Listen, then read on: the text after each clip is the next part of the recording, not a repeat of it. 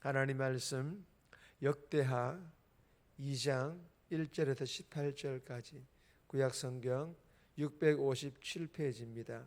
역대하 2장 1절에서 18절까지 본문인데 우리 합독은 1절에서 3절까지 그리고 5절 1절과 13절 1절 말씀 합독합니다. 2장 1절입니다. 솔로몬이 여호와의 이름을 위하여 성전을 건축하고 자기 왕위를 위하여 궁궐 건축하기를 결심하니라. 그 솔로몬 다시 읽겠습니다. 2절 읽겠습니다. 솔로몬이 이에 짐꾼 7만 명과 산에서 돌을 떠낼 자들만 8만 명 일할 감독자를 3,600명을 뽑고 솔로몬이 사절을 두루왕 후람에게 보내어 이르되 당신이 전에 내 아버지 다윗에게 백향목을 보내어 그가 거주하실 궁궐을 건축하게 한 것 같이 내게도 그리하소서. 5절입니다. 내가 건축하고자 하는 성전은 크니 우리 하나님은 모든 신들보다 크심이라. 13절입니다. 내가 이제 재주 있고 총명한 사람을 보내오니 전에 내 아버지 후람에게 속하였던 자라. 아멘. 오늘 본문의 제목은 여호와의 이름을 위하여. 여호와의 이름을 위하여. 여러분, 오늘 이 본문은 역대상에서 다윗이 전쟁을 통해서 평화를 구축하여 성전 건축의 기틀을 다진 것이라면, 오늘 이 본문 역대하에서 이 솔로몬의 역할은 다윗이 쌓아놓은 그 기반 위에 성전을 세운다라는 그런 내용의 본문입니다. 오늘 이 본문을 통해 하나님께서 우리들에게 주시는 첫 번째 교훈입니다. 하나님의 이름을 드러내는 예배. 하나님의 이름을 드러내는 그런 예배를 드려야 할 것을 우리들에게 교훈합니다. 1절 말씀 보시면 솔로몬이 여호와의 이름을 위하여 성전을 건축하고 자기 왕위를 위하여 궁궐 건축하기를 결심하니라. 솔로몬이 여호와의 이름을 위하여 성전을 건축하고, 여러분, 여호와의 이름을 위하여 성전을 건축하겠다라는 것은 하나님의 집을 건축하겠다, 하나님께서 거하시는 집, 즉 성전을 건축하겠다라는 그런 뜻입니다. 그러나 여러분, 사실은 하나님에게는 집이 필요가 없습니다. 하나님께서는 우상들처럼 신전에 갇혀 인간들의 욕망에 의해 조정당하는, 즉 요술 램프에 갇혀서 인간들이 원하는 것을 얻기 위하여 요술 램프를 문질러서 불러내는 것처럼 하나님께서는 그렇게 인간들의 욕망에 의해 조정당하시는 그런 하나님이 아니시기 때문에 굳이 집이 필요가 없다라는 것입니다. 그럼에도 불구하고 하나님께서 머무신다는, 거하신다는 의미의 성전을 건축하고, 즉 솔로몬이 하나님의 집을 건축하는 것을 하나님께서 허락하셨다라는 것입니다. 여러분, 무엇을 의미하는 것일까요? 본문에서 이 성전은 하나님께서 성전에만 머물러 계신다는 그런 의미의 성전이 아니라 예루살렘에 하나님의 이름이 거하고 있음을 의미하는, 예루살렘에 하나님의 이름이 거하고 있음을 의미하는 그런 상징적 구조물로서의 성전을 말씀합니다.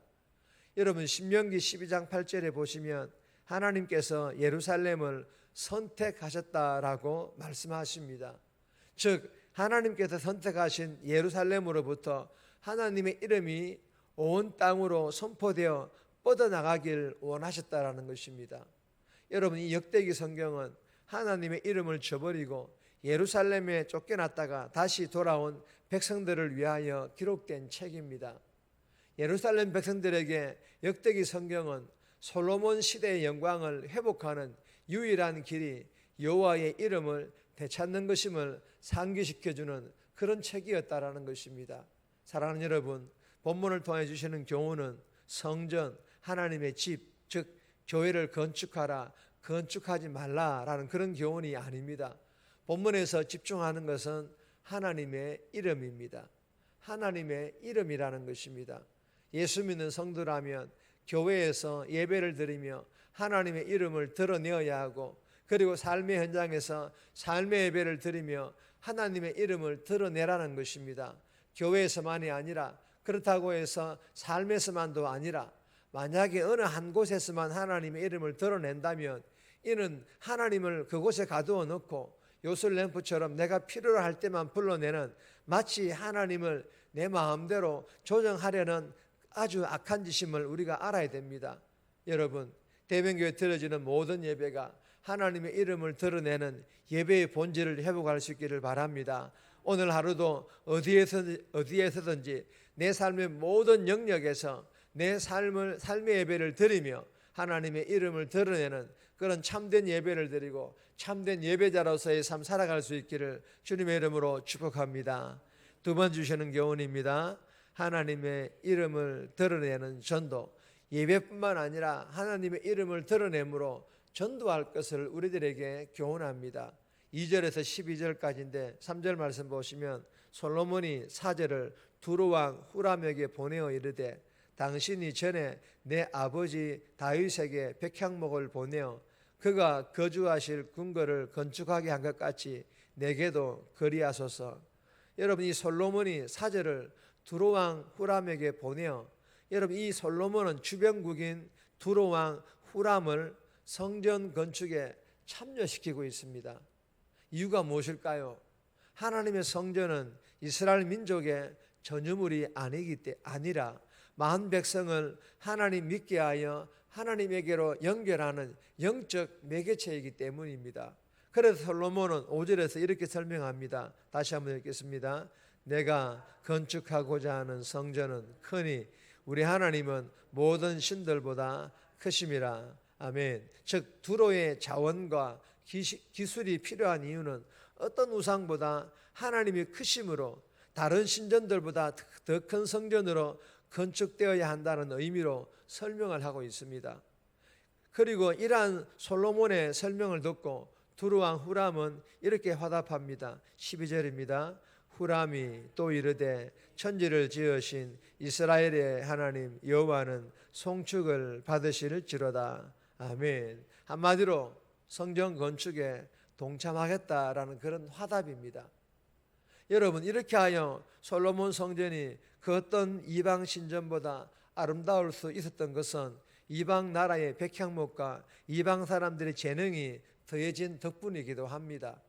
사랑하는 여러분, 본문을 통해 주시는 교훈은 하나님께서 성전을 건축하는데 이방 나라의 왕과 이방 나라의 재료와 이방 사람들의 재능을 사용하신 이유가 단순히 이방 신전보다 더 크게 짓기 위한 것일까요?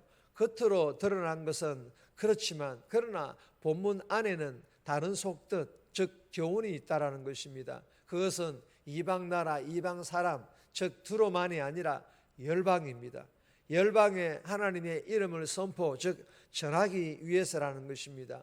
주신 교훈을 마음판에 잘 새겨서 오늘 하루의 삶, 우리가 어디에 있든지 어떤 상황에 처해 있든지 변함없이 변함없는 사명 한 가지는 하나님의 이름을 드러내는 전도자라는 것임을 알고 이 사명 잘 감당함으로 하나님께 영광 돌리는 그런 복된 삶 살아갈 수 있기를 주님의 이름으로 축복합니다. 세 번 주시는 교훈입니다. 예배의 본질을 개성하라. 예배의 본질을 개성해야 할 것을 우리들에게 교훈합니다. 13절에서 16절까지인데 본문은 따로 읽지 않겠습니다. 솔로몬의 요구에 후람 왕은 숙련된 장인 후람 아비를 예루살렘에 파견합니다. 여러분, 이 후람 아비들은 두로 사람이지만 어머니가 이스라엘 단지파 사람입니다. 출애굽기 31장 6절에 보면 광야에서 성막을 지을 때 기술자로 쓰임 받았던 사람들이 단지파 출신 오홀리압이었습니다.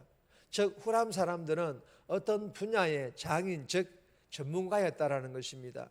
여러분, 성전 외부는 성막보다 훨씬 웅장하고 화려하지만 그 본질은 하나님을 만나고 예배하는 성막과 다르지 않다라는 것입니다. 즉 주시는 교훈은 예루살렘 성전, 솔로몬 성전은 하나님을 만나고 하나님께 예배드렸던 광야의 장막을 그대로 개성하였다라는 것입니다. 대면교회도 성막을 지나 성전을 지나 즉 성막과 성전의 본질을 그대로 개성하였음을 믿고 섬기는 교회에서 예배 드릴 때마다 하나님을 꼭 만날 수 있기를 주님의 이름으로 소망합니다.